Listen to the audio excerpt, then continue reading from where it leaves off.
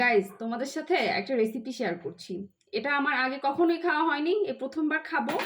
And তোমাদের সাথেও share করব যে এটা আসলে খেতে কেমন। এটা জয়া হাসানের একটা রেসিপি। এটা বানাতে লাগবে চানাচুর আর হচ্ছে দই। খুব অদ্ভুত লাগছে না ব্যাপারটা? আমার কাছেও অদ্ভুত লেগেছিল। তাহলে চলো বানাই আর খেয়ে তোমাদের সাথে শেয়ার করি যে কেমন হয় খেতে। এখন যেহেতু রমজান মাস, চানাচুর খুব একটা খাওয়া হয় না। এটা অনেকদিন আগে আনা ছিল, তবে এই চানাচুরটা খেতে অনেক মজা। জয়া হাসান অবশ্য বোম্বে চানাচুর থেকে ট্রাই করছিল, আমি এটা দিয়ে ট্রাই করবো, কারণ এই চানাচুরটা আমার কাছে পার্সোনালি খুব ভালো লাগে খেতে।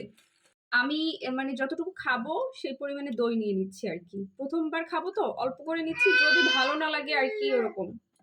এটা সরাই ফেলো। এখন আমি চানাচুর দিচ্ছি।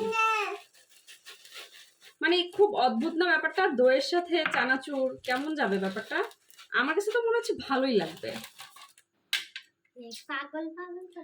চলো দাঁড়াও, এটা একটু মিক্স করে নিই। দাঁড়াও বাবা, তুমি এটা খেতে পারবে না। দাঁড়াও, বিসমিল্লাহ।